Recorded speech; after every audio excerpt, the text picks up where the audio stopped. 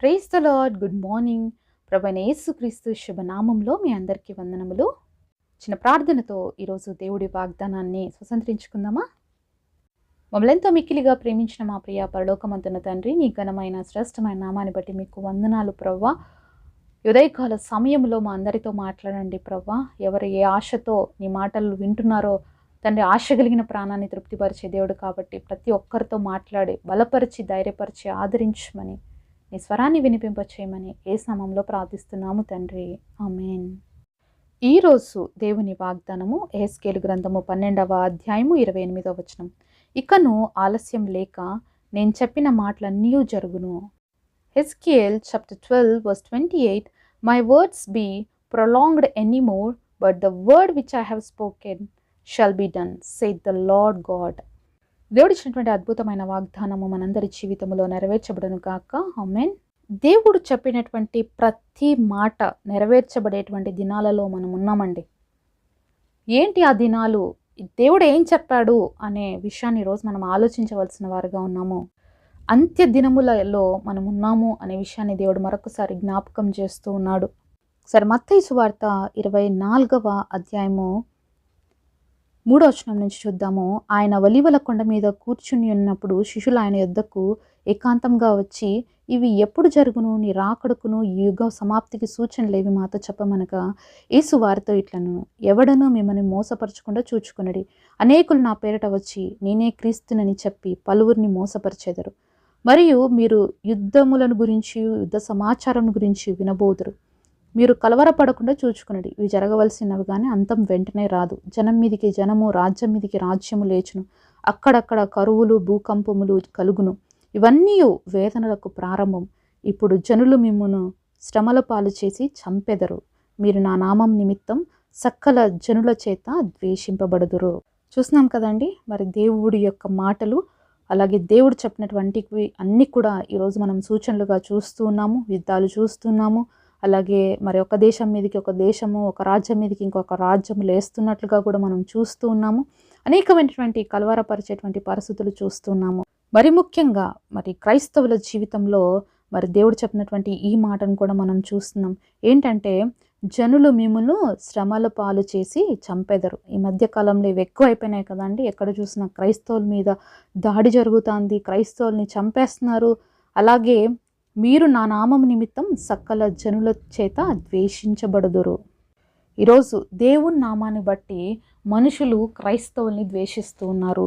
ఇది కూడా జరుగుతూ ఉందండి. కాబట్టి ఇవన్నీ చూసినప్పుడు ఆశ్చర్యపడాల్సిన అవసరం లేదు. ఇవన్నీ చూసినప్పుడు బాధపడాల్సిన అవసరం లేదు. ఎందుకంటే బాధ అనిపిస్తుందండి. ఎందుకంటే తోటి దేవుని బిడ్డల్ని చంపుతున్నప్పుడు, మరి దేవుడి సేవకుల్ని చంపుతున్నప్పుడు, మరి దేవుడి కోసం నిలబడినటువంటి వ్యక్తులని హింసిస్తున్నప్పుడు, దూషిస్తున్నప్పుడు, ద్వేషిస్తున్నప్పుడు, చెరసాలకు అప్పగిస్తున్నప్పుడు, అన్యాయంగా వాళ్ళని అక్రమంగా ఇబ్బందులు పెడుతున్నప్పుడు బాధ అనిపిస్తుందండి. కానీ దేవుడు చెప్పాడు కదా, ఇవన్నీ జరుగుతాయి. మరి అవన్నీ జరగడానికి ఇంకెంతో దూరం లేదు, ఆలస్యం కూడా లేదు. నా మాటలన్నీ జరగబోయేటువంటి దినాలు వస్తున్నాయి. అయితే మీరు నా రాకడ కొరకు సిద్ధపడండి అని దేవుడు సెలవిస్తున్నాడండి. అలాగే 10వ వచనంలో చూసినట్లయితే, అనేకులు అభ్యంతరపడి ఒకరినొక్కడు అప్పగించి ఒకరినొక్కడు ద్వేషింతురు. ఈరోజు ఇది కూడా జరుగుతుందండి. చాలామంది క్రైస్తవులకు వ్యతిరేకంగా లేస్తున్నారు. క్రైస్తవుల పైన మరి కేసులు పెడుతున్నారు. అలాగే క్రైస్తవుల్ని ఇబ్బంది పెట్టే వాళ్ళు కూడా ఉన్నారు. అన్యజనులతో పాటు ఈ దొంగ క్రైస్తవులు కూడా చాలామంది యాడ్ అయి ఉన్నారు అనే విషయాన్ని మనం గ్రహించాలి. ఇంకా 11వ వచనంలో, అనేకులైన అబద్ధ ప్రవక్తలు వచ్చి పలువురిని మోసపరిచెదరు.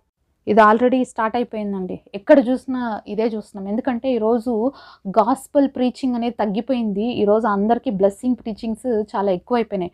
దేవుడు ఆశీర్వదిస్తాడు, దేవుడు మిమ్మల్ని దీవిస్తాడు, దేవుడు మీకు సహాయం చేస్తాడు, ఇవే చాలామంది చెప్తున్న మాటలు.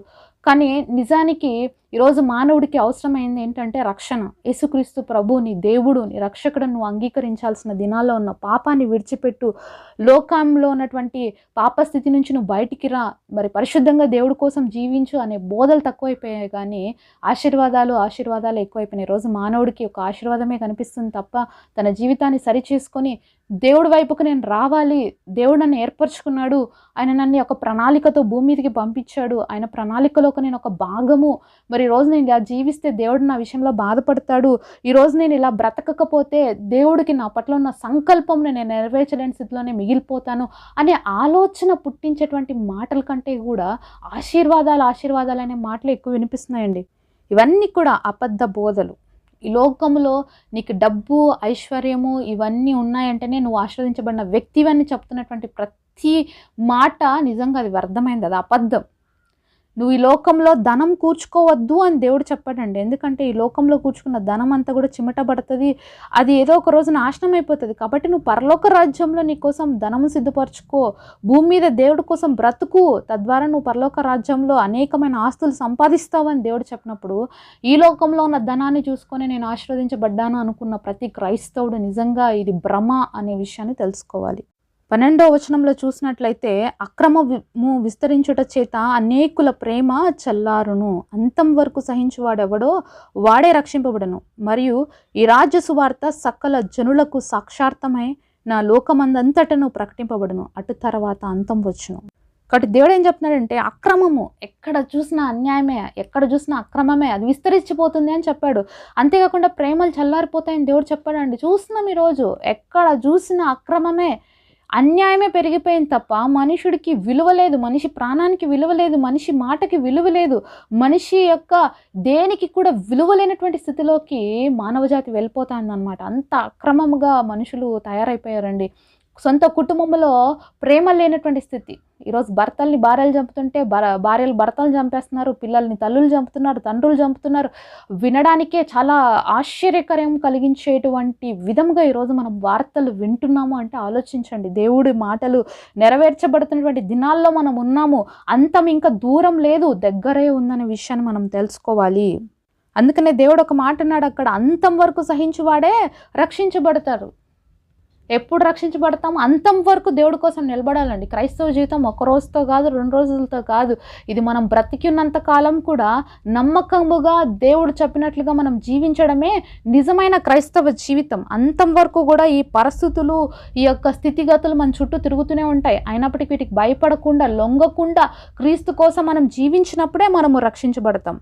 ఇంకొక మాట కూడా దేవుడు చెప్తున్నాడు ఇక్కడ, ఈ రాజ్య సువార్త సకల జనులకు సాక్షార్థమైన లోకమందంతటను ప్రకటింపబడను. అప్పుడు దేవుడి యొక్క రాకడొస్తుంది. మరి రోజు ఎందుకు చంపబడుతున్నారు, ఎందుకు దేవుడి ప్రజలు, దేవుడి బిడ్డలు హతసాక్షులు అవుతున్నారు ఎందుకు తెలుసా? దేవుడు చెప్పిన ఈ మాట కోసమేనండి.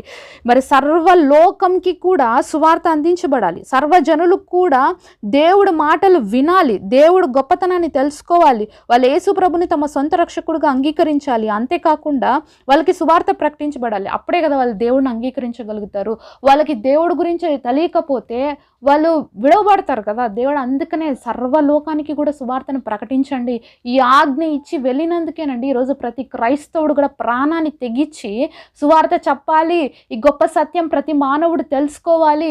యేసయ్య నీ కోసం నా కోసం ప్రాణం పెట్టాడు, మృత్యుంజయుడే తిరిగి లేచాడు, ఇదిగో అతి త్వరలో రాబోతున్నాడు, ఆయన రాకడ కొరకు నువ్వు నేను సిద్ధపడాలని చెప్పడం కోసమే ఈరోజు ప్రాణాలని తెగిస్తున్నారు, ప్రాణాలని అర్పించుకుంటున్నారు, హింసల పాలవుతున్నారు, శ్రమలు పొందుకుంటున్నారు.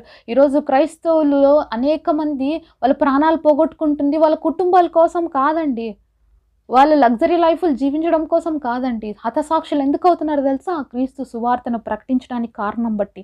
ఏ కారణం లేదు వాళ్ళని చంపడానికి, ఇది ఒక్క కారణమే. వాళ్ళు సువార్త చెప్తున్నప్పుడు, అనేక మంది రక్షించబడుతున్నప్పుడు, అనేక మంది దేవుడి వైపు తిప్పబడుతున్నప్పుడు దుష్టుడు సహించలేకపోతున్నాడు. అందుకనే ఈ రోజే కాదండి, అనాది కాలం నుంచి వస్తున్న పరంపర ఇది. ఆ రోజు నుంచి దేవుడి యొక్క శిష్యులు, దేవుడి దగ్గర నుంచి కూడా ఇదే జరిగింది. కాబట్టి తన బిడ్డల జీవితంలో కూడా ఇదే జరుగుతుంది. కాబట్టి భయపడాల్సిన పని లేకుండా ధైర్యంగా ఉండాలండి. ఎందుకంటే ఒక క్రైస్తవుడిగా ఈరోజు నువ్వు క్రీస్తుని అంగీకరించావు అంటే నువ్వు చనిపోవడానికి కూడా దేవుడి కొరకు సిద్ధపడి ఉండాలి. సిద్ధపాటు అవసరము. ఎప్పుడు ఏ సమయంలో ఏమి జరగబోతుందో ఈ లోకంలో ఎవ్వరికీ తెలియదు. కాబట్టి దేవుణ్ణి విడిచిపెట్టకుండా దేవుణ్ణి కలిగి ఉండడం మనం నేర్చుకోవాలి.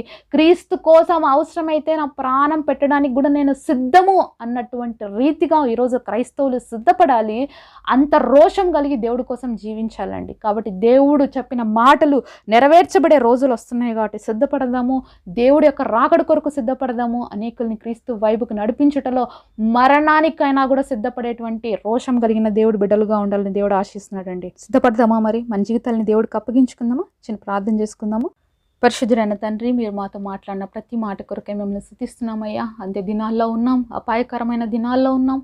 నీ రాకడ కొరకు మమ్మల్ని సిద్ధపరచండి. అనేకులకి నీ స్వార్థను ప్రకటించడానికి అనేక మంది నీవే దేవుడు రక్షకుడని అంగీకరించే విధంగా ఉండడానికి తండ్రి సహాయం చేయండి. అవసరమైతే మా ప్రాణాలు సైతం మీ కొరకు అర్పించడానికి అలాంటి రోషం కలిగినటువంటి నీ బిడ్డలుగా జీవించే కృపనివ్వమని యేసు నామములో ప్రార్థిస్తున్నాము తండ్రి. ఆమేన్.